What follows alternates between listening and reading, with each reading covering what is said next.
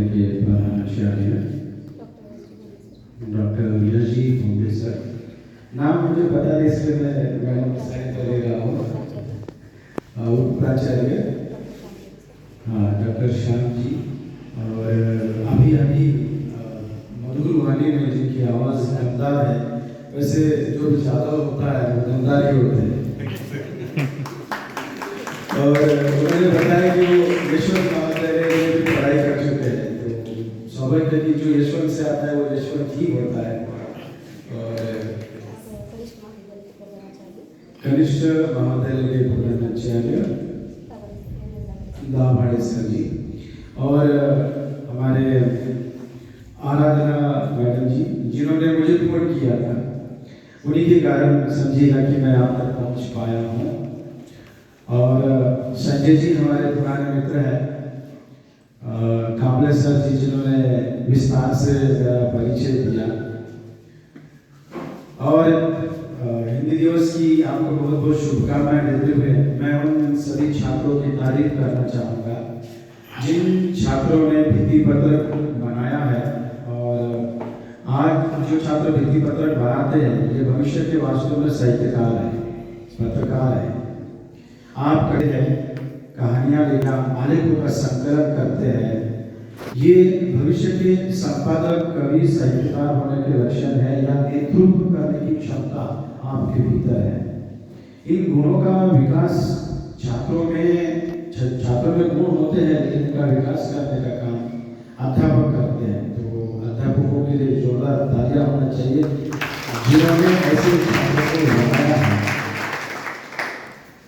तो जहाँ अच्छे अध्यापक होते हैं, स्वाभाविक है कि वहाँ पर अच्छे छात्र भी बनते हैं, उनके गुण उनके भीतर आते हैं। हमारे समय में जो अध्यापक थे तो हम उनका अनुकरण करते थे, तो हमारे बोलने की शैली में उनकी शैली आने वाली पीढ़ी को दिखाई देती है। हम अगर अच्छा पढ़ाते, छात्रों पर हम प्रभाव डालते हैं, तो छात्र भी हमारा अनुकरण करते जाते हैं। तो भविष्य में आप ऐसे किसी न किसी पद पर आप अवश्य जाएंगे। साथ में यहाँ स्वागत गीत के समय हिंदी पर कविता बनाई थी, क्या नाम था? हाँ, कोमल जी ने बहुत सुंदर फिर भी गाई, बहुत सुंदर। मैंने पहली बार ऐसा देखा कि हिंदी दिवस के दिन हिंदी दिवस पर आधारित कविता को गाकर सुनाया गया, ये पहला मौका है। इससे पहले वंदन गीत हुआ करता है, या सरस्वती वंदन, या जो भी ईश पूजा होती है, उस गीत से कार्यक्रम का आरंभ होता है। लेकिन हिंदी दिवस के दिन हिंदी कविता से आरंभ होना ये अलग बात मुझे नजर आई। और एक बात, जो मुहावरे की प्रतियोगिता हुई, ऐसा बहुत कम होता है कि मुहावरों की प्रतियोगिता होती है। हमारे यहाँ गांव में मराठी भाषिक है हम, तो आपण जे आहोत ते मराठीतून मुहावरे म्हणीचा प्रयोग करतो व्यवहारामध्ये। तो हिंदी में भी अगर मुहावरों का प्रयोग करते हैं तो भाषा सशक्त बनती है, मजेदार बनती है, सामने वाले पर प्रभाव डालने वाली बनती है। तो आपने इस तरह का कार्य किया, ये तारीफ काबिल है। और एक बात मुझे बहुत अच्छी लगी, जब स्वागत होता है अतिथि का तो शाल के द्वारा होता है। किसी समय मैंने सुना था या देखा था कि शाल और श्रीफल देकर अतिथि का स्वागत होता है। एक लंबे समय के उपरांत शाल के साथ श्रीफल से स्वागत किया गया, क्योंकि हमारे संस्कृति में श्रीफल का बड़ा महत्व है। कहीं न कहीं ये संस्कृति शहरों में, महाविद्यालय में अब लुप्त होते जा रही है। शायद हो सकता है कि आलस्य के कारण हो, या पता नहीं क्या कारण हो सकते हैं। हम अपनी संस्कृति को छोड़ते हुए जा रही है, जबकि राष्ट्रीय शिक्षा नीति ये कह रही है कि भारतीय ज्ञान परंपरा को आप पढ़ाओ। अभी नया शुरू कर दिया ना, भारतीय ज्ञान परंपरा। वास्तव में भविष्य में आपको भारतीय ज्ञान परंपरा के धीरे धीरे सारे जो आधुनिक पेपर है उसे कम करते जाएंगे, और भारतीय ज्ञान परंपरा के पेपर आपको लागू कर दिए जाएंगे। क्योंकि यूजीसी में ऐसे 2 पेपर अभी लागू कर दिए गए हैं। तो वहाँ मुझे लगा कि ये एक बहुत अच्छी बात है कि गांव, ग्रामीण महाविद्यालय में मुझे ये अपेक्षा थी कि संस्कार और संस्कृति की जतन यहाँ है कम से कम। शहरों में इस तरह के संस्कार और संस्कृति का जतन नहीं हो पा रहा है। और पुष्पगुच्छ, आजकल महाविद्यालय में पुष्पगुच्छ के स्थान पर कपड़े के गुलदस्ते बनाए गए हैं, उसे ही दे दिया जा रहा है। बस एक ही गुलदस्ता कई अध्यापकों कई अतिथियों को एक ही गुलदस्ते को जो है उसमें निपटा दिया जाता है। तो हो सकता है इस शहरी लोगों के लिए जो है वो गरीब हो गए हो, लेकिन वास्तविक धनवान लोग आज भी ग्रामीण क्षेत्र में है जो गुलदस्ता देकर स्वागत करते हैं। तो ये स्वागत को लेकर भी मुझे लगा कि एक अच्छी बात बताना चाहिए। सुदर्शन बहुत अच्छा कर रहे हैं मैडम, आप ऐसे ही करते जाइए, कार्यक्रमों का नियोजन करते जाइए। अभी मुझे जिस भी यहाँ पर आमंत्रित किया गया है वो है हिंदी दिवस के उपलक्ष्य में रोजगार इस विषय पर बात करना है आपके साथ। अब मुझे ये पता है कि रोजगार ये विषय बहुत सारे छात्रों के लिए उबाऊ विषय हो सकता है, क्योंकि आज की मानसिकता नहीं है सुनने की। लेकिन मुझे आपके चेहरे की तरफ देख के ऐसा लगता है कि आप उस मानसिकता के नहीं हैं। आप में सुनने की क्षमता है। आप जो अतिथि आते हैं, क्योंकि गांव में हमारे यहाँ जो भी अतिथि आता है, अगर कोई भोजन कर रहा है, घर में अतिथि आता है तो उठ जाते हैं वहाँ पे, और घर में खाना भी नहीं है, अपनी थाली का खाना अतिथि को देते हैं। ये गांव की संस्कृति है। तो मुझे पूरा विश्वास है कि यहाँ जब मैं आया हूँ तो आपके चेहरे बता रहे कि नहीं सर, हम आप जब तक बोलेंगे तब तक सुनेंगे, भले चाहे जितना उबाऊ विषय क्यों ना हो। हम आंखों के चश्मा लगा के या किताब सामने करके सो भी ले, लेकिन जरूर यहाँ पर बैठा रहेंगे। तो रोजगार विषय भले ही उबाऊ हो, लेकिन इसकी आवश्यकता है। बहुत बार ये सवाल खड़ा कर दिया जाता है कि हिंदी में रोजगार का अवसर ही नहीं। मैं उसको लेकर बात करूंगा। उससे पूर्व मैं किन बिंदुओं पर बात कर रहा हूँ वो मैं आपके सामने रखता हूँ, क्योंकि हमारे यहाँ ये बात स्पष्ट कही जाती है कार्तिक उद्या से बोला होगा, टाइम पास करना, तरापन तेज करना। और ये बात भी मैं स्पष्ट कर दूं कि हिंदी दिवस मतलब अंग्रेजी या मराठी या किसी भाषा का विरोध नहीं होता है, बल्कि सभी भाषाओं का सम्मान और आदर करना होता है। इसलिए मैं खुलेआम मराठी अंग्रेजी सभी भाषाओं का प्रयोग, शब्दों का प्रयोग करता हूँ। मैं कह रहा था कि मेरा जो वक्तव्य है वह 4 बिंदुओं पर आधारित होगा। हिंदी का आरंभ, हिंदी की संवैधानिक स्थिति पर ज़्यादा समय कहा है, मैं संक्षिप्त में बता के आगे बढ़ूंगा। हिंदी की वर्तमान स्थिति और जो मुख्य विषय है वह हिंदी में रोजगार के अवसर। और आराधना मैडम जी ने कहा था आने से पहले कि सर आप ने छात्रों को अवश्य कविता सुनाएं और कहानियाँ जरूर सुनाएं। मैं कहानी तो नहीं लाया, लेकिन एक व्यंग्य जरूर लेके आया, क्योंकि मैं कहानी के साथ व्यंग्य कार्य हूँ। मैंने अलग अलग विधाओं में लेखन कार्य किया है, कविता, कहानी, नाटक, एकांकी, व्यंग्य, अलग अलग विधाओं में मैं लिखता हूँ। तो मैं व्यंग्य भी आपको सुनाऊंगा। जिस समय आपको लगेगा छात्रों को कि सर आप बहुत हो गया ये विषय, आप थोड़ा सा व्यंग्य हमको सुना दीजिए या आप बस कर दीजिए। आप मुझे इस तरह से कह सकते हैं सर आप रुक जाइए। मैं ऐसा नहीं कह रहा हूँ, ऐसा का मतलब सर लेकर आओ जगह लग रहे, तो इससे अच्छा है कि ऐसा कर दो तो मैं समझ जाऊंगा सर बस हो गया, बढ़ जाओ। तो ऐसा आप मुझे इशारा कर दीजिए तो मैं समझ जाऊंगा कि हाँ मुझे अब यहाँ रुकना है, आपकी मानसिकता अब नहीं है सुनने। क्योंकि विज्ञान कहता है कि छात्र 50 मिनट से अधिक नहीं सुन सकते हैं। तो हम उसी तरह से बात करते हैं। और मैंने जैसे कि कहा कि हिंदी को लेकर कि हिंदी के इतिहास को लेकर यदि बात करते हैं, हिंदी के जन्म को लेकर जब हम बात करते हैं तो एक बड़ी रोचक कहानी आपको दिखाई देगी। हिंदी का जन्म के संदर्भ में एक उल्लेख यादव सर ने भी किया था यहाँ पर। यदि पहली बार कोई भाषा बनी थी समृद्ध भाषा तो वह थी वैदिक संस्कृत। उस वैदिक संस्कृत से सारे भाषाओं का जन्म हुआ। वैदिक संस्कृत से संस्कृत का जन्म हुआ, संस्कृत से पाली भाषा का, पाली भाषा से प्राकृत भाषा, प्राकृत भाषा से अपभ्रंश, जिसे अवहट्ट भाषा कहा जाता है, और इस अवहट्ट भाषा से आधुनिक आर्य भाषाओं का जन्म हुआ। अब ये आधुनिक आर्य भाषा हमारे भारत की जो प्रांतीय भाषा है वो सभी को आर्य भाषा कहा जाता है। जैसे कि मराठी आर्य भाषा, पंजाबी आर्य भाषा, उसी में से एक भाषा है हिंदी। तो इस हिंदी को आज लगभग 1000 साल हो गए हैं, जिसे संस्कृत का सर्वोत्तम रूप कहा जाता है। इसमें एक समृद्ध साहित्य लिखा गया, आदि काल से लेकर इसे 4 भागों में विभाजित किया जाता है। आदिकाल, भक्तिकाल, वृत्तिकाल, आधुनिक काल।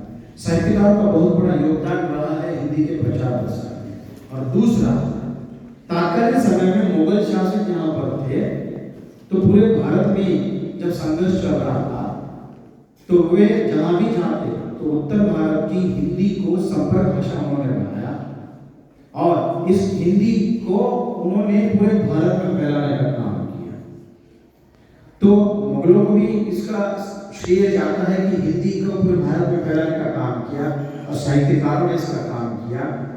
और फिर धीरे धीरे हम देखते हैं कि आधुनिक काल में फिल्म, गीत वगैरह सब ने हिंदी को समृद्ध बनाने का काम, विश्व के कोने कोने तक पहुंचाने का काम किया।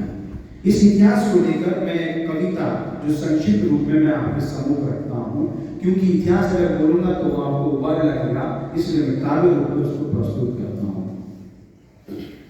आदिकाल का हो साहित्य या हो हीरो की जवानी, आदिकाल का हो साहित्य या हो हीरो की जवानी, युद्ध वीरों का हो श्रृंगार या हो भक्तों की जबानी, खुसरो का लो साहित्य हो या पृथ्वी चंद कहानी, जाने सबने प्यारी भाषा अपनी हिंदी को ठानी, स्वर्ग काल की भक्ति हो, स्वर्ग काल की भक्ति हो या हो संतों की वाणी, कवि का विद्रोह हो या झांसी की प्रेम कहानी, सूर्य की कृष्ण लीला हो या तुलसी की रामायणी। तुलसीदास ने रामचरितमानस लिखा, लेकिन तुक जोड़ने के लिए रामायणी शब्द का मैं प्रयोग कर रहा हूँ। जानी सबने प्यारी भाषा अपनी हिंदी ही को ठानी, रीति काल के लक्षण हो या आचार्यों की शान, केशों की रसिक प्रिया हो या अलंकारों का मान, बिहारी घनानंद का सौंदर्य हो या भूषण का विरगान, जाने सबने प्यारी भाषा अपनी हिंदी ही को ठानी, नए काल की खड़ी बोली हो, नए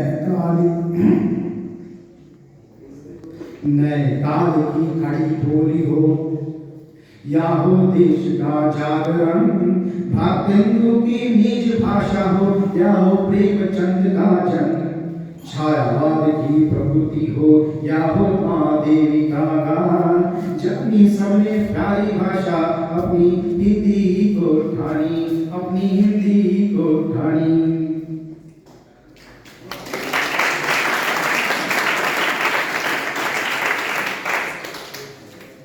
बहुत बार हिंदी बोलने वाले को कॉमेडियन समझा जाता है कि आएगा कॉमेडी करेगा, मनोरंजन करेगा, हंसाएगा जाएगा।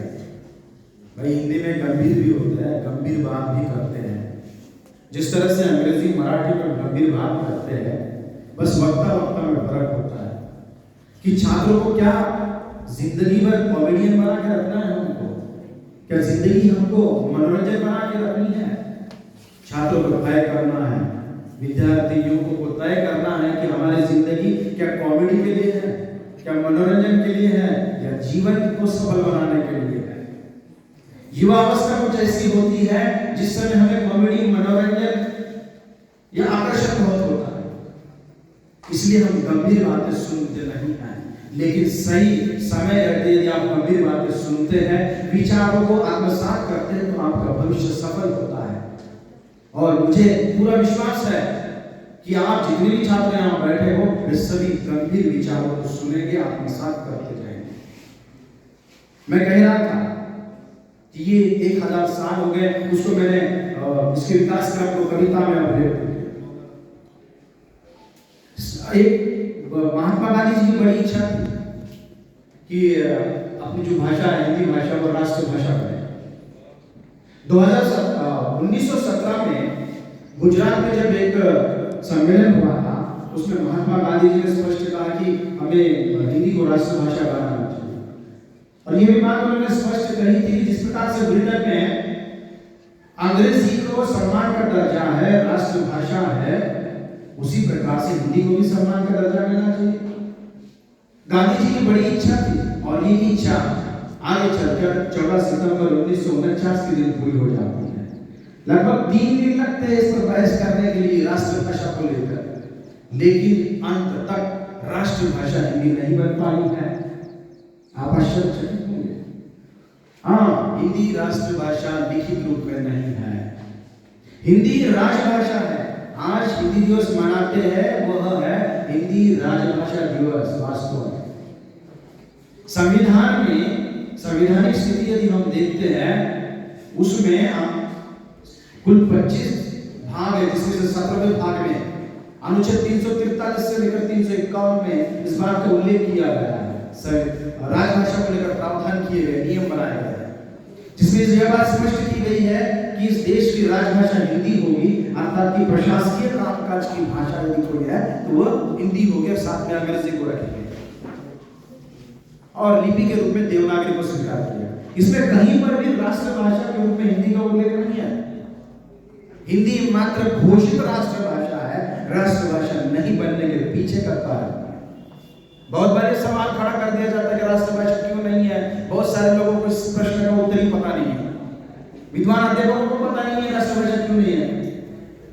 भाई हमारी सरकार ऐसी है वैसे, सरकार का इसमें दोष ही नहीं है, इसमें दोष है जनता।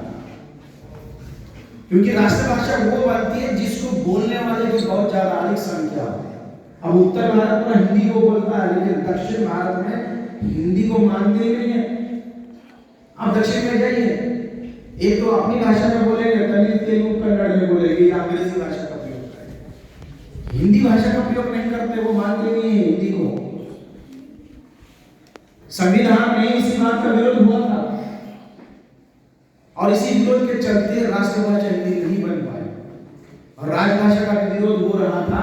तब उसमें यह प्रावधान किया गया कि यदि कोई प्रांत अपनी प्रांतीय भाषा को राजभाषा का दर्जा देना चाहता है तो राष्ट्रपति एक मंडल गठन करेगा और उस गठन करके राजभाषा का दर्जा देगा।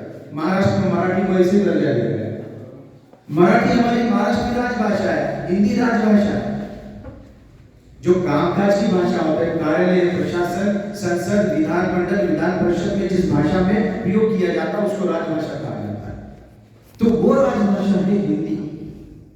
यह है संवैधानिक स्थिति। इसको बोलना बहुत जरूरी था क्योंकि छात्रों का ज्ञान बढ़ना चाहिए। कुछ ऐसे लोग होते हैं जो अपने समाज के युवकों का ज्ञान बढ़ाने का काम करते हैं। वक्ताओं को बुलाते हैं, समाज के लोगों को सामने बिठाते हैं और उन युवकों को ज्ञानी बनाने का काम करते हैं। लेकिन हमारे पास ऐसा भी समाज है जहां वक्ता को बुलाया जाता है, न उनकी ज्ञान में वृद्धि की जाती है, युवकों को वास्तव में भटका दिया गया है। ये भटके हुए हैं, तंबाकू, बीड़ी और क्या रहता है, गुटखा, हाँ फिल्में, और ये इस उम्र में होता है वो क्या सोशल मीडिया, इंस्टाग्राम, व्हाट्सएप, नए नए शौक लग गए। बचपन में हमारी फूफी आई थी, बस स्टैंड पे छोड़ने के लिए गया। हमारी यह परंपरा है कि जाते समय बड़े लोग पैसे देके हाथ में जाते हैं। उन्होंने कहा उस समय बचपन में 2 रुपए निकाले। 2 रुपए बहुत बड़ी बात है, निकाली और हाथ में दिया, बेटा इससे मानिकचंद लेके खाएगा। आज की संस्कृति बन गई है। हमें हमारा समाज क्या सिखा रहा है, ज्ञान देने के बजाय हमको दूसरा कुछ सिखा रहा है और हम सीख रहे हैं। और हम क्या सीखते हैं, हम वातावरण से सीखते हैं। आसपास का जो वातावरण है वही हमारे लिए आदर्श है। हम जो दिखाते हैं, जो देखते हैं, वही हमारे लिए आदर्श है। महाविद्यालय में सबसे सुंदर लड़की वो आपके लिए हीरो है। महाविद्यालय में सबसे हैंडसम लड़का वो आपके लिए हीरो है। लेकिन कभी शहर में आके भी सभी हीरो है ना। वातावरण जैसा है उसका प्रभाव छात्रों पर पड़ता है। इसीलिए समाज और अध्यापकों का काम है कि इस वातावरण को बदल दिया। हम जब तक वातावरण को नहीं बदलेंगे, हम मूल्यों का संस्कार और विचारोपण नहीं करेंगे, छात्र वहीं रह जाएंगे। हमें उन्हें ज्ञानवान बनाना है, हम उन्हें भटकने दे रहे हैं, झगड़े कर रहे हैं। गणपति फेस्टिवल चल रहा है, दारू की बस। गणपति किसका इंतजार, गणपति का त्योहार का ये बच्चे किस लिए इंतजार करते हैं? दारू पियाला बैठते, बुढ़िया खाया, तंबाकू, पत्ते, ये हम सिखाते हैं। लेकिन ये समाज सिखाता है कि विद्वान व्यक्ति ने कहा, क्या महामानव ने क्या कहा, किसी विद्वान व्यक्ति ने क्या कहा, आप उसके ज्ञान का आचरण, आप 18 घंटे पढ़ाए, विवेकानंद के जैसे ब्रह्मचारी व्रत का पालन करो, समाज सेवा का काम करो, दयानंद सरस्वती के जैसा बनो, सुभाष चंद्र बोस के जैसा बनो, एपीजे अब्दुल कलाम के जैसा बनो, अटल बिहारी वाजपेयी के जैसा बनो, नरेंद्र मोदी के जैसा बनो। सिखाते कहाँ हैं हम क्या सीखते हैं? गांव में शराब पीकर धोती वाले मामा झगड़ा कर रहे हैं, पैंट शर्ट पहन के मास्टर जी शराब के अड्डे पे हैं, बच्चे यही देखते हैं, अनुकरण करते हैं। आमचे मास्टर दारू पीतात, आम्ही पण दारू पीतो, कोई कुछ नहीं कहता। मैं थोड़ा सा कड़वा बोलता हूं तो बुरा लगता है, लेकिन इस समय जिस समय आपको बुरा लग रहा है ना, लेकिन जब मैं यहाँ से चला जाऊंगा ये बात आपके काम में आएगी, उस समय आप मुझे याद करोगे जरूर। ये जरूरी है, हमें इस वातावरण को बदलना होगा, और वातावरण को बदलने का काम समाज करेगा, अध्यापक करेगा। और ये जो महाविद्यालय में छात्र बैठे हैं, जहाँ तक ज्ञान पहुंचा है, अभी छात्र ज्ञानी बन जाएंगे, और ये ज्ञानी छात्र आने वाले पीढ़ी को नए ज्ञान देंगे, और वो नया समाज का निर्माण करेंगे। आपका कर्तव्य है कि आप नए समाज का निर्माण करो। आप में राष्ट्रभक्ति के बीज होना चाहिए, आप में समाज कल्याण की भावना होनी चाहिए, आप में आदर का भाव होना चाहिए। जिस प्रकार से छत्रपति शिवाजी महाराज के संदर्भ में उदाहरण आपको सभी को पता है कि वो महिला का बहुत आदर किया करते थे। एक बार जब कल्याण में बहुत लूट के आए सरदार जी, बहुत सारा गहना सोना, साथ में एक सुंदर सी मुगल महिला को लेकर आए। छत्रपति शिवाजी महाराज बैठे हुए हैं सिंहासन पर, उनको सूचना दी गई है कि हम लूट का माल लेके आए। उन्होंने कहा कि दिखाओ क्या क्या लेके आए। सोना देखा, मोती देखे, खुश हुए, लेकिन जब उन्होंने कहा कि महिला को लेके आए और दिखाया, तो छत्रपति शिवाजी महाराज को बहुत गुस्सा आया। उन्होंने कहा कि अगर तुम मेरे सरदार नहीं होते तो मैं तुम्हारा सर धड़ से अलग कर देता। और उस महिला को कहा कि काश मेरी मां तुम्हारे जैसे अगर सुंदर रंग की होती तो मैं भी खूबसूरत पैदा होता, मेरा भी रंग सुंदर होता। ऐसा कौन सोचता है? ये संस्कार हम कहां देते हैं? हम समाज में ऐसे मूल्यों का हमको भेजा होकर निकलना है। इस समाज में हमको महिलाओं को सुरक्षित तो करना ही है। पुरुष जो भटक रहा है, महिलाओं की जिम्मेदारी है कि वह उसे भटकने ना दे। महिला के पास वो ताकत होती है, उसके पास वो मधुर वाणी है, उसके पास वो शक्ति है, वास्तव में देवी का होता है।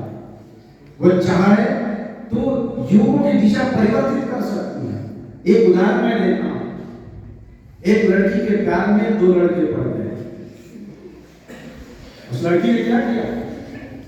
उस लड़की के लिए दोनों झगड़े कर रहे हैं। उस लड़की के लिए दोनों ये लोग झगड़े कर रहे हैं कि ती माझी, वो मेरी है बस। तब लड़की ने क्या किया? दोनों के भीतर स्पर्धा लगा, जो सबसे ज्यादा मार्क्स लेगा, जिसको सबसे पहले नौकरी लगेगी, मैं उसके साथ शादी। युगों ने उस चैलेंज एक्सेप्ट कर लिया उन्होंने। ठीक है, हम चुनौती स्वीकार करते हैं। और ये युवा, और ये सत्य घटना है, मेरे छात्र तीनों में मैंने देखा है, दोनों भी नौकरी को लग गए, लड़की भी नौकरी को लग गए। अब सभी एक साथ नौकरी को लगे। दोनों लड़कों ने उस लड़की के साथ शादी करने से मना कर दिया। लड़की ने किसी और से शादी कर ली। लड़कों ने भी, इन्हें भी सुंदर सुंदर इनकी इच्छाओं से भी अच्छी लड़कियां मिल गई और तीनों का घर बस गया। क्या किया उस लड़की ने? हमारी ये उम्र होती है जहां पर भटक जाते हैं हम। आपकी बहुत बड़ी जिम्मेदारी है लड़कियों पर। जिस तरह से संख्या आपकी है तो आपकी जिम्मेदारी है। एक समय ऐसा था जिस समय हमारे समय में लड़कों की संख्या ज्यादा हुआ करती थी और लड़कियों की संख्या कम होती थी। लड़कियां कक्षा में आने से डरती थी, नीचे गर्दन डालकर कौन वक्त लिखा है नीचे स्लो मोशन में और आके बैठ जाए और लड़के टॉन्ट पास करते थे, व्यंग्य करते थे। लड़की कुछ नहीं बोलती थी, चुपचाप रहती। समय बदल गया, अब लड़कियां व्यंग्य करती हैं, अब लड़के कक्षा में आने से डरते हैं।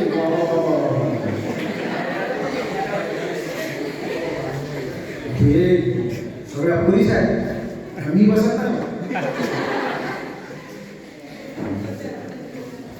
आपल्याला लोग काय बोलायले हसायले दुसरा। इसी डर की वजह से लड़के कक्षा में नहीं आ रहे हैं। पता चला आपको क्यों नहीं आ रहे? बेचारे लड़के मासूम। किसी जमाने में लड़कियां मासूम हुआ करती थी, अब लड़के मासूम हुए। अब जो नहीं आ रहे डर के मारे नहीं आ रहे हैं, लेकिन जितनी भी संख्या है ये कोई मामूली युवक नहीं है, ये वीर युवक है जो आपके साथ बैठे हुए हैं। और लड़कियों के सामने इतनी तादाद में लड़कों का इतने कम संख्या में बैठे, कोई वीरता से कम बात है क्या? क्योंकि डर ऐसा छाया हुआ है, खूब ऐसा बैठा हुआ है लड़कियों का, और ये दिखाई देता है। अब ये थोड़े डरने वाले ये वीर युवक बैठे हुए हैं और आप तो है ही वीरांगना है। तो यहाँ कक्षा में वीर और वीरांगनाएं बैठी हुई मेरे सामने। तो वीर और वीरांगनाओं, मैं हिंदी को लेकर बात करने आया था, लेकिन कुछ बातें आपको बोलना भी जरूरी था, क्योंकि कुछ सूचनाएं मुझे प्राप्त हुई थी, इसलिए कभी कभी विषय को बदलना पड़ता है। तो मैं कह रहा था कि संवैधानिक स्थिति को मैंने बताया आपके सामने, और दूसरा हिंदी की जो वैश्विक स्थिति यदि आप देखते हैं तो यह जो है तीसरे क्रम की भाषा के रूप में आप देख सकते हैं, जैसे जादव सर ने कहा है। थोड़ा सा मैं परिवर्तन करता हूं। एक क्रम पर अंग्रेजी बोली जाती है जो 135 करोड़ लोग बोलते हैं, दूसरा चीन की मंडारिन भाषा 125 करोड़ लोग बोलते हैं, और वर्तमान में 80 करोड़ लोग हिंदी में बोलते हैं।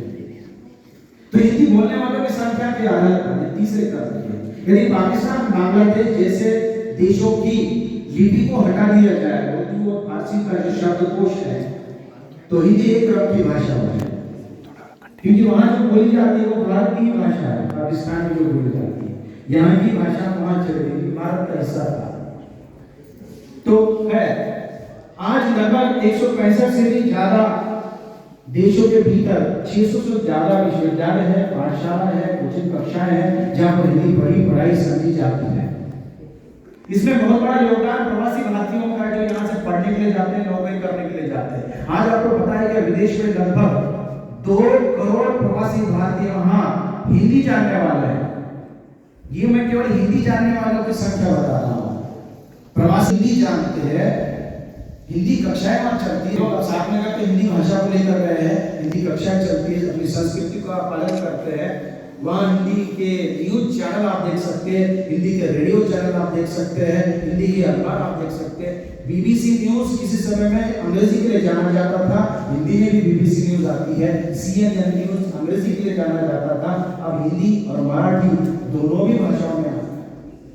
देखिए हमारी भाषा समृद्ध बनते जा रही है, वैश्विक ग्लोबल भाषा बनते जा रही है। भारत ये मार्केट में बाजार है और विदेशी लोगों के लिए इस बाजार की जरूरत है, और इस बाजार में कदम रखना है तो यहाँ की भाषा को सीखना होगा। अमेरिका, इंग्लैंड, जितने भी सारे देश हैं, सबको हिंदी सीखनी पड़ी और यहाँ कदम रखना है तो हिंदी के बगैर वो कदम नहीं रख सकते, क्योंकि भारत की 80% से भी ज्यादा जनता हिंदी जानती है और मात्र 80% जनता जो अंग्रेजी जानती है, और उसमें भी 5% जनता जो बहुत अच्छी अंग्रेजी जानती है। इसलिए बाजार में अगर कदम रखना है तो हिंदी की जरूरत पड़ेगी। इस तरह से पूरे विश्व में हिंदी फैलते जाते हैं। अब विदेशों में जाओ, मैं दुबई गया, मुझे अंग्रेजी बोलने की जरूरत नहीं पड़ी, जहां देखो वहां हिंदी में। अब टैक्सी में जाओ, मॉल में जाओ, कहीं भी जाओ, मुझे जरूरत ही नहीं पड़ी, हिंदी में मेरा काम हो गया। हिंदी बोलने वाले मॉरिशस में जाओ, राजभाषा हिंदी है, वहां हिंदी बोलने वाले लोग दिखाई देंगे। फीजी में जाओ, फीजी में गया था मैं, तो वहां राजभाषा आप देखोगे। सारे ऐसे देश हैं जहां हिंदी बोलचाल की भाषा बन गई और हम जो हिंदी को लेकर अपने आप को कमजोर समझते आए हैं कि हमारा कोई अस्तित्व ही नहीं है, अंग्रेजी और हिंदी वालों को साथ में खड़ा कर दो। आप हमारे यहाँ संस्कृति है कि हम अंग्रेजी वाले को बड़ा सम्मान करते हैं, आप उसके सामने हिंदी या मराठी का विद्वान व्यक्ति क्यों न हो उसके सामने तुच्छ समझा जाता है। हम अपने ही देश में अपनी भाषा का सम्मान नहीं करते जो मां के समान है, पिता के समान है। मैं ये नहीं कह रहा कि दूसरे की मां का सम्मान नहीं करना चाहिए, हमारी संस्कृति कहती है कि दूसरे की मां का सम्मान करें, दूसरे के पिता का सम्मान करें, लेकिन क्या हम अपनी मां का सम्मान नहीं करते? हमें अपने मां का सम्मान करना चाहिए। ये बात मैंने स्पष्ट कर दी थी कि हिंदी, मराठी, अंग्रेजी जितनी भाषाएं आप सीख सकते सभी सीखो, क्योंकि सभी भाषा में रोजगार कर सकते। आपको कहेगा कि हिंदी में सीखो, मराठी में सीखो, अंग्रेजी से दूर हो, ऐसा कभी गलती मत। बहुत लोग कहते हैं अंग्रेजी मत सीखो, ये एक तरह का षड्यंत्र है, क्योंकि आज बहुत सारा माध्यम रोजगार का अंग्रेजी भी है और अब इसे कर देते हैं। तो हमें जहां रोजगार मिलता है वहां चले जाइए। आप हिंदी पढ़ के, मराठी पढ़ के, अंग्रेजी पढ़ के, तीनों भाषाओं में आप जानते हो, आपको कोई भाषा कोई भाषा आती, जापानी भाषा आती, कोई भाषा आती है तो आपके रोजगार का कारण बन जाएगा। आप घर बैठे पैसे कमा सकते हैं। इतनी क्षमता, उसे लेकर मैं विस्तार से बात करूंगा। इसे लेकर मैंने किसी समय में एक कविता लिखी थी, वो मैं सुनाता हूँ आपको। बहुत पुरानी कविता है। अपनी भाषा तो अपनी होती है, वह मां होती है, वो पिता होता है। अपनी भाषा तो बस अपनी होती है, वह अस्मिता होती है, वह पहचान होती है। अपनी भाषा तो अपनी होती है, वो चलना सिखाती है, वो बोल सिखाती है, वो देशभक्त की लहर जन जन में जगाती है। अपनी भाषा तो अपनी होती है, वो पैरों पे खड़ा करती है, वो दिल से बड़ा करती है, इतिहास बड़ा करती है, नभ में उड़ा करती है। अपनी भाषा तो अपनी होती है, अपनी भाषा तो अपनी होती है। जिस तरह से हिंदी वैश्विक हिंदी बनते जा रही है, अपने कदम बढ़ाते जा रही है, उस वैश्विक हिंदी को लेकर एक कविता मैं एक किस्म को प्रस्तुत कर रहा हूं।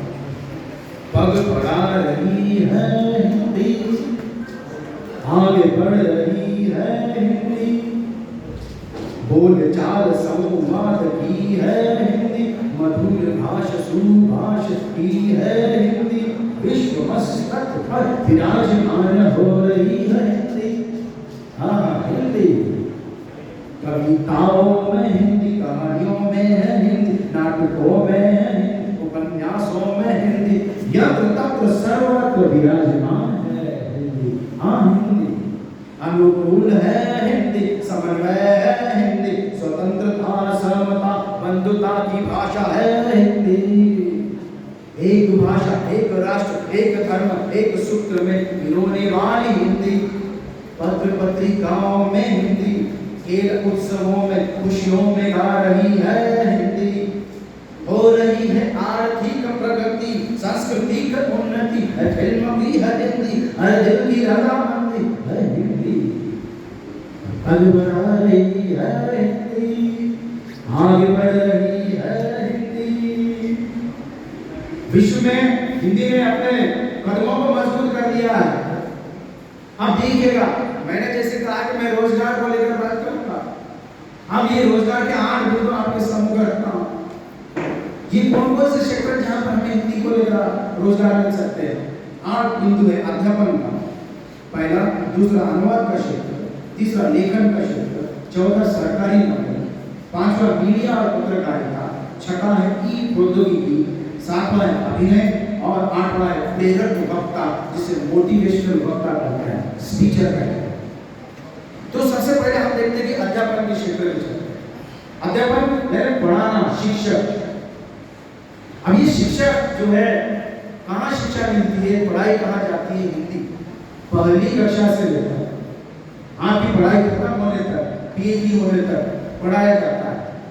इसमें प्राथमिक स्तर पर, माध्यमिक स्तर पर, हाई स्कूल के स्तर पर, उच्च माध्यमिक स्तर, कनिष्ठ महाविद्यालय, वरिष्ठ महाविद्यालय, विश्वविद्यालय, डीएड, बीएड, एमएड, एमफिल, इतने सारे क्षेत्र है। साथ में निजी कोचिंग कक्षाएं, प्रतियोगिता कोचिंग कक्षाएं, इन सब में हिंदी पढ़ाने वाले अध्यापकों की आवश्यकता है।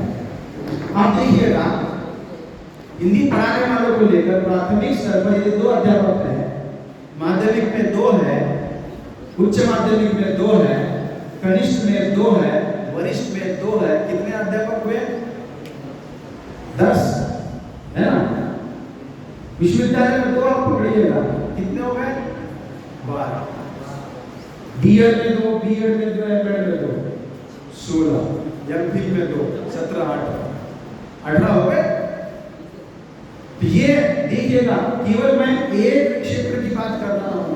ऐसे सिर्फ नांदेड़ में 200 शिक्षा के अलग अलग क्षेत्र है, जिसमें कोचिंग कक्षाएं हैं, जिसमें प्राथमिक कक्षाएं हैं, जिसमें अंग्रेजी स्कूल है, जिसमें सरकारी स्कूल है, सब मिलाकर 200 है। अब 200 को 18 करके देखिए आंकड़ा कितना निकल जाएगा। 3600 निकले, 3600 निकलेगा।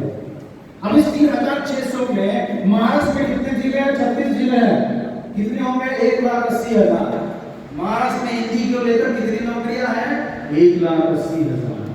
भारत में कितने राज्य हैं? 36-37 राज्य हैं। 36 पर चलिए, कितने हो गए? 52 लाख हिंदी अध्यापकों को नौकरियां हैं। हिंदी में इतने नौकरियां को सुनी जाती है। अध्यापन के क्षेत्र में 52 लाख नौकरियां हैं। हमें बताइए, हमें यहाँ वातावरण बनाया ही नहीं गया, हमारे सामने बस एक वातावरण बना दिया गया है। आप उसे ही देखते हो और वही बनना चाहते हो। हमें बताया जाता है कि हाँ, उनके घर का लड़का सिपाही बना हुआ है, हाँ, उनके घर का लड़का पुलिस भर्ती पे गया है, क्लर्क बना है, नायब तहसीलदार बना है, ज्यादा से ज्यादा कलेक्टर बना है, पीएसआई बना है। आपके सामने ये उदाहरण है और बस आप उतना ही बनना चाहते हैं, इसके आगे आप जाते ही नहीं है, क्योंकि आपके यहाँ वातावरण ही नहीं है। आपके सामने जब तक वातावरण नहीं बनाया जाए, एक उदाहरण देता हूँ कि पुणे में रहने वाले मेंढक को तालाब कहाँ पता है, समंदर कहाँ पता है? बाहर तालाब भी है, नदी भी है, झील भी है और समंदर भी है। तब पता चलेगा जब हम छात्रों को दिखाएंगे, समाज छात्रों को बोलेगा, समाज छात्रों को बोलता है कि अंग्रेजी में नौकरी की अवसर है। बोलते कि नहीं आपके माता पिता, आपके अड़ोस पड़ोस में, अरे इंग्रजी विषय कोचिंग क्लासेस और शिक्षक बेरोजगार नहीं सकता अंग्रेजी लेने पर। समाज कहता है, किसी समाज के व्यक्ति ने कहा है आपको कि हिंदी में कभी बेरोजगार नहीं रहेगा, कहेगा कहां से? उसको खुद को मालूम नहीं है। अब आप ज्ञानी हो गए हो, आप नया समाज है, आप नए समाज का निर्माण है। अध्यापन का क्षेत्र में ज्यादा विस्तृत नहीं लूंगा क्योंकि युवा हो जाएगा। अगला अनुवाद का क्षेत्र। अनुवाद का क्षेत्र ये आप हिंदी, मराठी, अंग्रेजी भाषाओं पर यदि पकड़ अच्छी रखते हैं तो आप अनुवाद के क्षेत्र में बहुत सारा पैसा कमा सकते हैं। पुस्तक का अनुवाद करके पैसा कमा सकते हैं। आपको बस हिंदी में अच्छी पकड़ रखनी है, अंग्रेजी में पकड़ होनी चाहिए। आप हिंदी में एमए कर लेते हैं या अनुवाद का कोर्स करते हैं तो आपको केंद्रीय हिंदी निदेशालय की ओर से, अंतर्राष्ट्रीय विश्वविद्यालय वर्धा की ओर से, बहुत सारे पुस्तक प्रकाशन की ओर से अनुवाद के लिए पुस्तकें अनुवादक को दी जाती है। वो ढूंढते हैं कि अच्छा अनुवादक कहाँ करेगा। विश्व में ऐसी इतनी सारी किताबें हैं जिसको हर कोई व्यक्ति पढ़ना चाहता है, उस पुस्तक को आपके पास पहुंचाना चाहता है, लेकिन उस भाषा में हम पढ़ नहीं सकते। उर्दू में लिखा हुआ साहित्य, फारसी में लिखा हुआ, फ्रेंच में, जापान में, जर्मनी में लिखा हुआ साहित्य, चाइनीज भाषा में लिखा हुआ साहित्य आप पढ़ सकते हैं। इसीलिए उसके अनुवाद की जरूरत है। तो ऐसे अनुवादक की जरूरत है। वो जब अनुवाद होगा वो किताब आपके सामने आती है, मराठी से हिंदी में आती है, हिंदी से मराठी में आती है, मराठी हिंदी से अंग्रेजी में जाती है। यदि आप अच्छे अनुवादक हो तो एक किताब को 10,000 से लेकर 50,000 रुपए मात्र एक किताब को अनुवाद करने के लिए मिलते हैं। ये क्षेत्र अनुवाद का।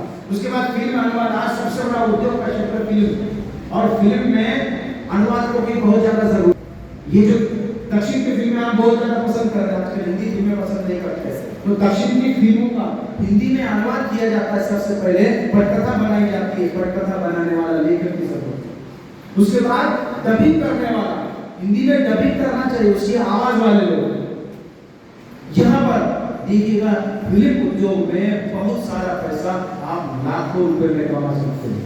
अच्छी पटकथा का अनुवाद करके दीजिए, आपको पैकेज दिया जाएगा 10 लाख 20 लाख। पैसों की कमी नहीं है, बस आपको पता होना चाहिए कि पैसा कहाँ मिलता है, कैसे मिलता है, किसके पास मिलता है। हमको पता ही नहीं है, हम तो काम कुएं में मेहनत है, हमको बाहर की दुनिया ही पता नहीं है। मैंने पहले स्पष्ट किया कि समाज में वातावरण नहीं है, यहाँ बच्चों का कोई दोष नहीं है, दोष है समाज। हम जैसे जिम्मेदार अध्यापकों का दोष है जो ये ज्ञान छात्रों तक पहुंचाते ही नहीं है। हम बस उन्हें छोड़ देते हैं, जाओ झगड़े करो, एंजॉय करो, बस मनोरंजन तक सीमित रखो। समाचार सामग्री का अनुवाद यहाँ पर अवसर है। आशु अनुवादक के रूप में अनुवादक की जरूरत पड़ती है, या प्रांतीय लोग, दक्षिण भारत का लोग या कहीं के लोग, हिंदी प्रदेश का लोग दक्षिण में आते हैं, उनको इधर की भाषा नहीं आती है, तब ऐसे समय में आप उनको हिंदी अनुवादक की जरूरत पड़ती है। इसमें मैं ज्यादा बात नहीं करूंगा, मुझे बहुत सारा बात करना है। उसके बाद हिंदी अधिकारी, हिंदी अधिकारी सरकारी नौकरी में आती है। प्रत्येक प्रशासकीय कार्यालयों में हिंदी अधिकारी का एक पद होता है। आपको बस में हिंदी करना होता है और आपकी अच्छी पकड़ हिंदी पे होनी चाहिए, अंग्रेजी पे होनी चाहिए, मराठी पर आपकी पकड़ है ही। आपको बैंक में नौकरी मिलती है हिंदी अधिकारी की, आपको रेलवे में मिलती है, रेलवे डिवीजन में। रेलवे का कितना बड़ा, इस भारत में सबसे बड़ा जाल कोई है तो रेलवे का जाल। इसके कितने प्रभाग, कितने मंडल, कितने ऑफिस है। यदि मैं इस सप्ताह निकालता हूं तो कितने सारे अवसर केवल रेलवे के क्षेत्र में आपको हिंदी अधिकारी का पद मिलेगा। डाक के क्षेत्र में डाकिया वाला जो होता है, पोस्ट ऑफिस, यहाँ हिंदी का अधिकारी होता है। बीमा के क्षेत्र में हिंदी अधिकारी होता है। ये हिंदी अधिकारी देखिएगा, इनकी तनख्वाह भी अच्छी होती है। मेरे कई दोस्त हैं जो बैंक में हिंदी अधिकारी है, SBI बैंक में है, या अलग अलग बैंकों में आप देखोगे। तो ये अनुवाद यदि आप अच्छा कर सकते हैं तो अनुवाद के क्षेत्र में भी रोजगार के बहुत सारे अवसर है। मैं इसे संक्षिप्त रूप में ले रहा हूँ, मैं इसको विस्तार नहीं दे रहा हूँ, क्योंकि एक एक बिंदु को मैं आधे घंटे तक बोल सकता हूँ, लेकिन मैं संक्षिप्त रूप में ले रहा हूँ। उसके बाद लेखन का क्षेत्र, लेखन क्षेत्र में देखिएगा आप अच्छा साहित्य लिखते हैं। देखिए भित्ति पत्रक में आप लिख रहे हैं, तो ये जो भित्ति पत्रक लिखने वाले हैं, ये कल के, मैंने कहा कि कल के साहित्यकार हैं। अच्छा साहित्य, आज अच्छे साहित्य की मांग है, डिमांड है। आपकी पुस्तक हाथ बिक जाएगी, बस पता होना चाहिए बाजार में अच्छी किताब आई है, तुरंत लोग खरीद लेंगे और उस लेखक को अच्छा खासा पैसा मिलेगा। लेखन के क्षेत्र में कविता, कहानी, उपन्यास, नाटक, किताब की समीक्षा, आत्मकथा, जीवनी आदि कई किताबें, समीक्षा ग्रंथ आप लिखकर यहाँ पर भी रोजगार प्राप्त कर सकते हैं। वैसे ही फिल्मों में, धारावाहिकों में, वेब सीरीज के लिए पटकथा आप लिख सकते हैं। हिंदी करना है, पुणे जाना है या मुंबई जाना है या कुछ ऐसे यूनिवर्सिटी जहाँ पटकथा का कोर्स होता है, वहाँ कर लीजिए। आपकी पटकथा कैसे लिखी जाती है सिखाया जाता है। और फिर आप यहाँ देखिए वेब सीरीज की तो बाढ़ आ गई है, प्लेटफॉर्म, OTT प्लेटफॉर्म इतने सारे आ रहे हैं कि सबको नए पटकथा की जरूरत है। तो इन पटकथा लेखकों को भी लाखों में कमाई के अवसर है। और उसके बाद सबसे बड़ा व्यापार बाजार है विज्ञापन का। विज्ञापन में सबसे ज्यादा कमाई है। आज विज्ञापन के बिना हम एक कदम भी आगे नहीं बढ़ सकते। आपके शरीर पर नख से लेकर शिखा तक, आप जो भी वस्तु आपने पहने हुए हैं, आपके पास है, वो सभी किसी न किसी विज्ञापन को देखकर आपने खरीदा है। मोबाइल का विज्ञापन हो या शर्ट का विज्ञापन हो, हर चीज का विज्ञापन। और इस विज्ञापन को लिखने वाला लेखक होता है, उसकी एक एक पंक्ति को 1 लाख से लेकर 10 लाख 20 लाख तक उसको दिए जाते हैं विज्ञापन लेखक को। तो विज्ञापन लेखक भी आप बन सकते हैं। MA करने के बाद ऐसे बहुत सारे यूनिवर्सिटी है जब विज्ञापन का कोर्स होता है, आप वो कोर्स पूरा कीजिए, आप विज्ञापन के क्षेत्र में पैसे कमा सकते हैं। कौन कहता है कि बेरोजगार ना को है? देखिएगा इसके बाद सरकारी नौकरी में बहुत सारे छात्र देखिएगा, आजकल शिक्षा का क्षेत्र जो है भ्रष्ट हो गया है, डोनेशन चलता है आजकल। आम गरीब विद्यार्थी वहां पहुंच नहीं सकता, लेकिन आम गरीब लोगों के लिए सरकारी नौकरी के दरवाजे खोल दिए गए हैं। और ऐसी नौकरी जो आईएएस, आईपीएस, ईडी, कस्टम अधिकारी, सीआईडी ऑफिसर, ये सिर्फ हम फिल्मों में देखते हैं। आपने फिल्मों में ही देखा है, आज तक आपको पता नहीं कि कैसे बनते हैं, किसी ने बताया नहीं। हम बस पुलिस बन सकते हैं, ज्यादा से ज्यादा पीएसआई बन सकते हैं, डीवाईएसपी तक जा सकते हैं। ये बनने के लिए हमको किसी ने बताया नहीं ना।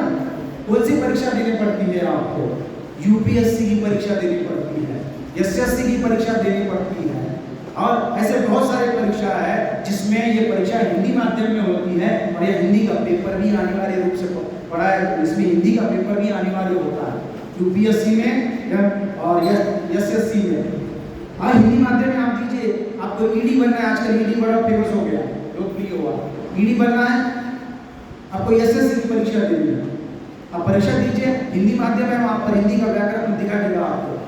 अगर आप अच्छा मेहनत करते हो तो आप सफल बन जाओगे। सबसे ज्यादा IAS, IPS, ED, CBI, CID में अगर कोई है, वो सबसे ज्यादा गरीब लोग हैं, क्योंकि पता है कि सर निजी सेक्टर में नौकरी नहीं है, इसलिए गरीब छात्र ही वहां तक जा सकता है। तो हमारे महाराष्ट्र के छात्र क्यों नहीं जा सकते? हमारे गांव के छात्र क्यों नहीं जा सकते?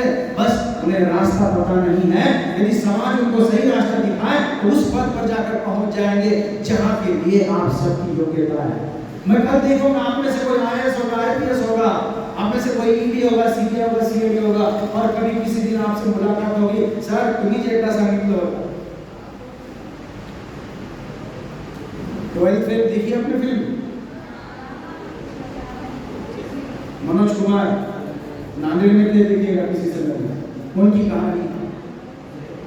चंबल के हटने का बच्चा पढ़ता था सर, वहां की संस्कृति, वहां का वातावरण क्या है, उन बच्चों को ये बताया गया है कि 10वीं में परीक्षाएं चीटिंग देकर ही पास होते हैं। इस समाज ने उनको सिखाया। मनोज कुमार को कहते हैं, वे हमको ये सिखाया गया है। यहाँ तो सभी लोग ऐसे करते हैं, चीटिंग देख के लिखते, अध्यापक ला के देते, अध्यापक बोलते हैं, अध्यापक भी खुद बोल रहा है, ये तो वर्षों से चला रहा है। वातावरण वहां पर वैसा है, जहां का वातावरण जैसा होता है व्यक्ति वैसा बनते जाते हैं। अब वहां चीटिंग वाले लोग चीटिंग करते हैं, और देखिएगा जितने भी चीटिंग करने वाले हैं, एक तो वो जुगाड़ू गाड़ियां चलाते हैं, टैक्सी चलाते हैं, या कोई प्रोफेशनली गुंडा बन जाएगा। तो उनको सिखाया नहीं गया ना, उनको क्या बस चीटिंग मार के पास हुए हैं। वो शराब पिएंगे, शराब का बिजनेस करेंगे, व्यवसाय करेंगे, मारपीट करेंगे, झगड़ा करेंगे, किसी स्त्री को सताएंगे, किसी मासूम व्यक्ति को सताएंगे, किसी को परेशान करेंगे, किसी को उठा कर ले जाएंगे, फिरौती वसूल करेंगे, गुंडाराज चलेगा।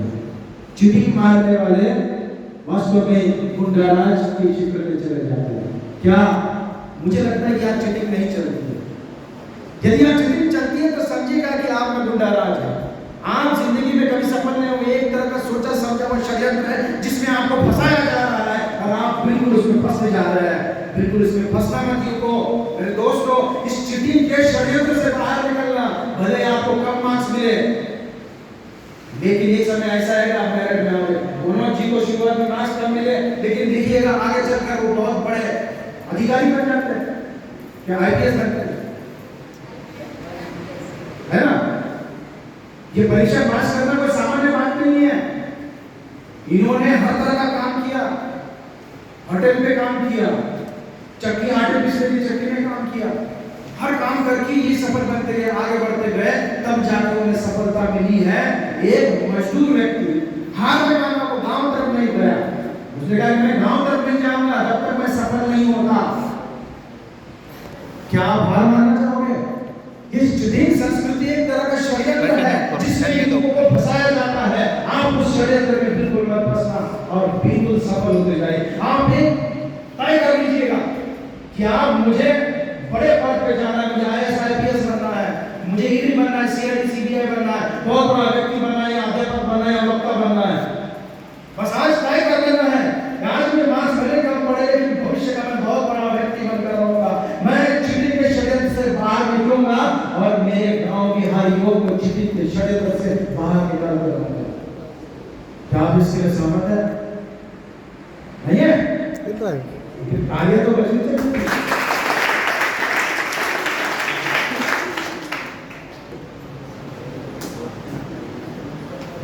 ये सरकारी नौकरियां जो है बैंक में है, बीमा में है, डाक में, रेल में है। उसके बाद मीडिया पत्रकारिता, बस संक्षेप में बता दूंगा, अंतिम 5-6 मिनटों में मैं अपना भाषण समाप्त कर दूंगा। यदि आप कहेंगे तो आखिर में मैं व्यंग्य सुनाऊंगा, यदि आपकी इच्छा होगी तो।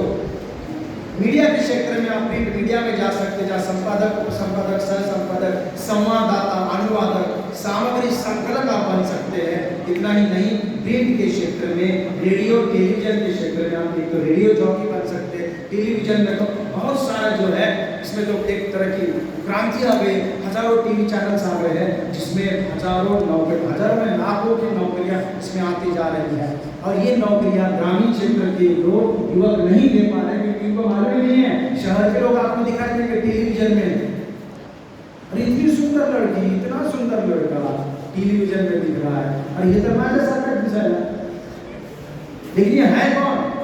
आपने कभी सोचा, कभी कोशिश की है कि मुझे तो वहाँ जाना चाहिए? नहीं, गांव में भी सुंदरता देखिए, आप में भी कितने सुंदर सुंदर लड़की लड़के, कितने हैंडसम, स्मार्ट है, कितने खूबसूरती यहाँ पर। क्या इस खूबसूरती को आप वहाँ लेके जाना चाहोगे? वहाँ नए खूबसूरती की जरूरत है, आप वहाँ जाना चाहिए, आपका इंतजार हो, प्रिंट मीडिया कर रहा है। पत्रिका प्रकाशन के क्षेत्र में आप काम कर सकते हैं। टीवी मीडिया तो है ही, उसके बाद इसको मैं छोड़ देता हूँ, संक्षेप में मैंने कहा कि मैं कम समय में इसको लेता हूँ। ई प्रौद्योगिकी एक नया उद्योग, घर बैठे पैसे कमाओ, एक नया ई प्रौद्योगिकी, जो रोजगार के नए अवसर इसे कह सकते हैं, उसे लेकर मैं बात करूँ। आप खुद का एक प्रमाण पत्र कोर्स चला सकते हैं। आजकल अध्यापक एड-ऑन कोर्स चलाते हैं, महाविद्यालय में कहा गया कि एड-ऑन कोर्स चला जाए, हमारे यहाँ एड-ऑन कोर्स चला जाता है। छात्र फीस लेते, शुल्क भरते हैं, 500 रुपए, 600, 1000 रुपए जो भी है। जो जितना अच्छा पढ़ेगा, जितनी अच्छी उसमें स्किल कौशल होगा, छात्र पढ़ेंगे और सीखेंगे, लाख रुपए की कमाई करेगा, एक्स्ट्रा इनकम। आप भी ये कर सकते हैं, अपना कोर्स आगे चलकर बना सकते हैं। आपको अभी से तैयारी करनी है, पढ़नी है, आपको पढ़ना है। ऑनलाइन ऐसे कई क्षेत्र प्लेटफॉर्म हैं, जैसे कि सर्टिफिकेटिया है, उद्यमी है, ऐसे कई वेबसाइट है जहां पर आप अपना कोर्स बनाएं, उसे अपलोड कीजिए और बस आपके अकाउंट में पैसे जमा होते रहेंगे, आपको बस घर बैठे पढ़ाना है। कितनी अच्छी नौकरी है, कहीं जाने की जरूरत नहीं, घर बैठे पढ़ाना। मैं पत्रिका चलाता हूँ, घर बैठे मेरे मोबाइल में बिजनेस चलता है, फोन आता है, ठीक है, घर पे कंप्यूटर में कर देता हूँ, वहीं से भेज देता हूँ, वेबसाइट पे अपलोड हो जाती है और मेरे खाते में पैसे जमा होते हैं। मैं कहीं पर भी हूँ, कोरोना काल में सबकी बिजनेस बंद है, मेरा नहीं हुआ बिजनेस। पैसे कमाना कोई बड़ी बात नहीं है, आपको बस पता होना चाहिए हिंदी से मिलने वाले कौन कौन से रोजगार है। आप ये प्रमाण पत्र का कोर्स हिंदी, मराठी, अंग्रेजी किसी भी भाषा में चला सकते हैं, यहाँ तक कि उर्दू भाषा में भी चला सकते हैं, तमिल, तेलुगु में चला सकते हैं। अब AI, आर्टिफिशियल इंटेलिजेंस का जमाना है, इसमें कंटेंट राइटर, सामग्री लेखक की जरूरत। आप उसमें खोजते हैं, चैट GPT में खोजते हैं सामग्री, लेकिन आप देखते हैं कि ये सामग्री व्यवस्थित नहीं है। ये सामग्री कौन करता है तैयार? हमारे जैसे ही लोग होते हैं, जिसकी अच्छी हिंदी है वो सामग्री उस पर फिट कर देता है, और फिर वो हम जब सर्च करते हैं तो हमारे सामने वो ढूंढ के देता है, उस शैली में, उस ढंग में, उस स्टाइल में ढूंढ के देता है, उसमें हम डालते हैं। अब जरूरत है ऐसे लोगों की जो अच्छी हिंदी जानते हो, जिसकी अच्छी हिंदी पर पकड़ है, केवल हिंदी में ही नहीं, अंग्रेजी, मराठी, जो भी भाषा है, इस सभी भाषा में चैट GPT चलता है। चैट GPT के कई क्षेत्र हैं, बहुत सारे। माइक्रोसॉफ्ट का आपको अलग दिखेगा, बिंग का अलग दिखेगा, बहुत सारे जो है ये आर्टिफिशियल इंटेलिजेंस दिखाई देगा। तो आप इस क्षेत्र में भी रोजगार कमा सकते हैं यदि आपको सही दिशा दी जाएगी। ब्लॉग बनाकर आप कैसे कमा सकते हैं? ब्लॉग वास्तव में एक तरह का वेबसाइट है, आप खुद बनाओ, दूसरों को बना के दो, ब्लॉग से वेबसाइट बनाओ। आज एक वेबसाइट की कीमत 10,000 से शुरू होती है, 10,000 से लेकर 1 लाख तक कमा सकते हैं। आपको अगर ये कला आ जाती है तो आप ब्लॉग बनाइए, दूसरों को बना कर दीजिए, घर बैठे पैसे आएंगे। है ना, कितनी मजेदार बात। और इसके ही ब्लॉग पे यूट्यूब क्रिएटर, तो आप लोग यूट्यूब पर सामग्री अपलोड करते हो, आप सही ढंग से कीजिए, आपको विज्ञापन मिलता है, डॉलर में पैसे मिलते हैं, आपके खाते में पैसे जमा होते हैं घर बैठे। जितने लोग वीडियो देखेंगे आपको बस वो वीडियो उस तरह से बनाना है। ब्लॉग पर भी विज्ञापन चलता है, कई एफिलिएटेड वेबसाइट्स है, हजारों एफिलिएटेड वेबसाइट है। वो एप्लीकेशन आप अपने वेबसाइट पर लगाते हो, वो विज्ञापन पर आप क्लिक करते हो, जिसका विज्ञापन है आपने ये विज्ञापन की लिंक किसी और को दी, वो क्लिक करता है तो आपके अकाउंट में पैसे जमा होंगे। क्या आपको पता था? नहीं। जब आपको पता चलेगा, आपका समाज आपको बोलेगा, आपको ज्ञानवान बुद्धिमान बनाएगा, तब तो जाकर आप बुद्धिमान आप पैसा कमाओगे। देखिएगा आगे बहुत सारे अवसर है सामग्री लेखन की। कस्टमर केयर में भी अभी बहुत सारे युवक है कस्टमर केयर में हिंदी में बोलने वाले। आप फोन जब करते हैं किसी customer care, Airtel, idea, BSNL को फोन करते हैं तो हिंदी में बात करता है कि नहीं? उसमें विकल्प होते हैं, आप हिंदी, मराठी या किसी भी भाषा चुनो, तो हिंदी में बात करने वाला कौन है? वो भी रोजगार है, आप वहाँ भी जा सकते हैं। उसके बाद कॉल सेंटर में तो अनगिनत नौकरियाँ हैं जहाँ पर बहुत सारे लड़के लड़कियाँ जो है यहाँ उनको नौकरियाँ मिल रही है। और इसमें नौकरियाँ प्राप्त करने वाला कौन है?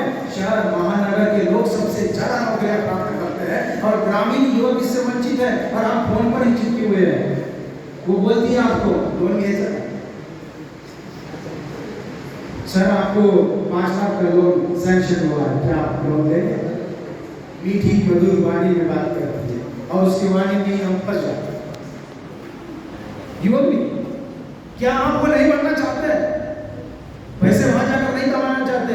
पैसा कमाने के लिए बहुत सारा जो है क्षेत्र है, हिंदी में बहुत सारे लाखों रोजगार के अवसर है। बस आपको पता होना चाहिए। आईटी का सेंटर है, उसके बाद ऑनलाइन व्यापार बिजनेस करके आप यहाँ पैसा कमा सकते हैं। ऑनलाइन हिंदी का अध्यापन करके आप पैसा कमा सकते हैं। बहुत सारे विदेशी लोग हिंदी सीखना चाहते हैं, मराठी सीखना चाहते हैं। वो चाहते हैं कि भारत का कोई व्यक्ति उनको हिंदी सिखाए। एक थाईलैंड की लड़की थी, वो हिंदी में बोल रही थी, मैं भी हिंदी में, मुझे बड़ी खुशी हुई थाईलैंड की लड़की हिंदी में बात कर रही है। उन्होंने कहा कि आप मेरे टीचर शिक्षक बनना चाहोगे? कोई बात नहीं, मैं शिक्षक बन सकता हूँ, तो मुझे बड़ी खुशी होगी। और उन्होंने कहा कि मैं इसके लिए मैं आपको पैसे दूंगी। और देखिएगा ये उदाहरण मैंने दिया, आज ऑनलाइन देखिए विदेशी लोग हिंदी सीखना चाहते हैं या मराठी सीखना चाहते हैं, प्रांतीय भाषा सीखना चाहते हैं, आपको वो पैसा देंगे। बस आपको पता होना चाहिए कि कहाँ और कैसे ये रोजगार मिलता है। ऐसे कुछ वेबसाइट है जहाँ पर जाकर आप रजिस्ट्रेशन करते हैं, वहाँ रजिस्ट्रेशन करने के बाद आप टीचर शिक्षक के रूप में नियुक्त होते हैं और फिर जो सर्च करने वाला है ढूंढते हुए आपका सिलेक्शन करता है और फिर आप उसके शिक्षक बन जाते हैं। आप उसको घर बैठे हिंदी पढ़ाते हैं और वो आपको पैसे देते हैं। कितनी मजेदार बात है, घर बैठे पैसे कमा सकते हैं। उसके बाद अभिनय का क्षेत्र है, नाटक, फिल्म, धारावाहिक, वेब सीरीज, रेडियो और विज्ञापन, इन सब में अभिनेता, अच्छे अभिनेता की जरूरत है। अभिनय के क्षेत्र में करोड़ों रुपए की कमाई है। कॉमेडी विद कपिल शो देखते हैं, कपिल शर्मा की एक शो को कितने पैसे मिलते हैं मालूम है आपको? जितने फिल्म में अभिनय करने वाले एक्टर को नहीं मिलता, 5 करोड़ देता है। कितना? 5 करोड़। मैंने एक साथ नहीं देखा, आपने देखे होंगे। 5 करोड़ एक शो के लेता है। और उसकी जो सहकर्मी है 25 लाख से लेकर 50 लाख एक शो के लेते हैं। ऐसे कितने शो होते हैं? ये तो मैं केवल एक शो की बात कर रहा हूँ। टेलीविजन पर तो कई धारावाहिक, आज तो बाढ़ आ चुकी है, वेब सीरीज तो हर आए दिन वेब सीरीज आ रहा है। आप कहीं पर भी चले जाइए, आप हैदराबाद में चले जाइए, रामोजी फिल्म सिटी में चले जाइए, बस आपका इंतजार कर रहे हैं, आपके पास हुनर होना चाहिए।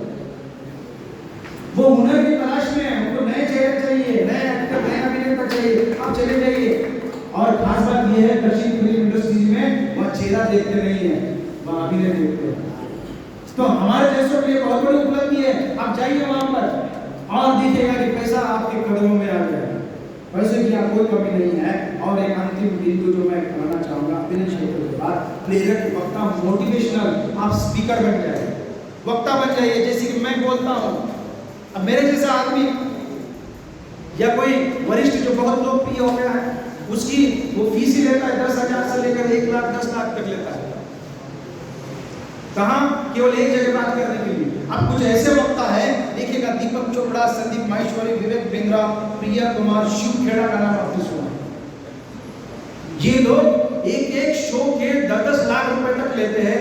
इतना ही नहीं, ये मोटिवेशनल स्पीकर, प्रेरक वक्ता हर क्षेत्र में है, राजनीति, समाज नीति, साहित्य, संस्कृति, धर्म में। आपको धर्म का ज्ञान यदि अच्छा है, धार्मिक ग्रंथों की आपने किताब अच्छी पढ़ी है, तो धार्मिक क्षेत्रों में सबसे ज्यादा आप कमाई कर सकते हैं। आज जो वक्ता यहाँ पर आते हैं आदरणीय प्रदीप मिश्रा जी आए थे हमारे यहाँ।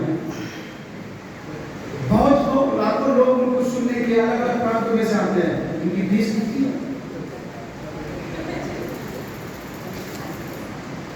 5 दिन आकर बात करते हैं, ऐसे थोड़ी आकर बात करेगा। समाज सेवा तो है, ज्ञान की वृद्धि तो है, आपको जीवन जीना तो सिखाते हैं, लेकिन पैसे भी मिलते हैं। ऐसे न जाने कितने हैं जो धार्मिक क्षेत्र में, राजनीतिक क्षेत्र में, साहित्यिक क्षेत्र में, सभी क्षेत्र में बोल बोल कर पैसा कमा रहे हैं। अगर आपके पास बोलने की क्षमता है, आप अपने दोस्तों में बोल बोल कर अपनी ऊर्जा गंवा देते हैं, अपनी सहेली में बोल बोल कर ऊर्जा गंवा देते हैं। यदि आप ज्ञान का अर्जन करके सही मंच पर बोलोगे तो उसको पैसे मिलेंगे। तो बोलने के पैसे मिलते हैं तो आपने शब्दों को व्यर्थ मत बनाओ, अपना हर शब्द मूल्यवान बनाओ तो पैसा ही पैसा आपको मिलना शुरू हो जाएगा। तो आपको प्रेरक पक्का करना है। अब देखिएगा मराठी के क्षेत्र में, ये मैं समाप्त कर रहा हूं, मेरा समाप्त हो रहा है अभी।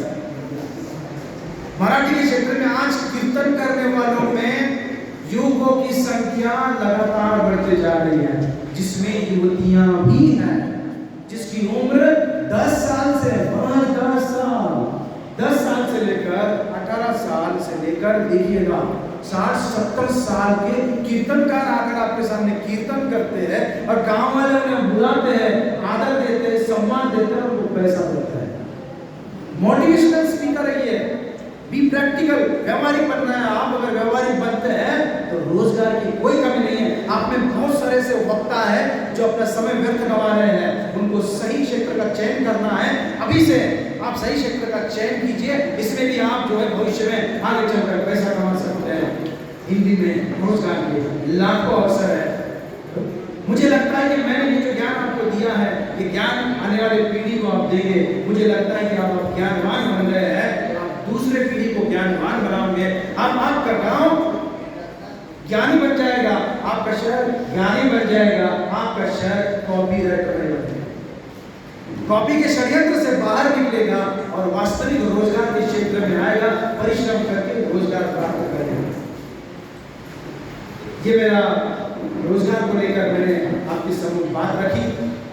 यदि आप व्यंग्य सुनना चाहते हैं तो बताइए, नहीं तो मैं यहाँ रुकता हूं। सुनना चाहेंगे? ठीक है, आप बहुत सारे छात्रों की सुन लें, क्योंकि मैं समझ सकता हूँ शायद 50 मिनट से ज़्यादा का समय हो गया होगा। मैंने पहले कहा था कि जब आप सुनने की क्षमता नहीं है तब आप ऐसा कीजिए, किया आपने, कीजिए ऐसा मैं था। तो ठीक है, हम यहाँ रुकते हैं।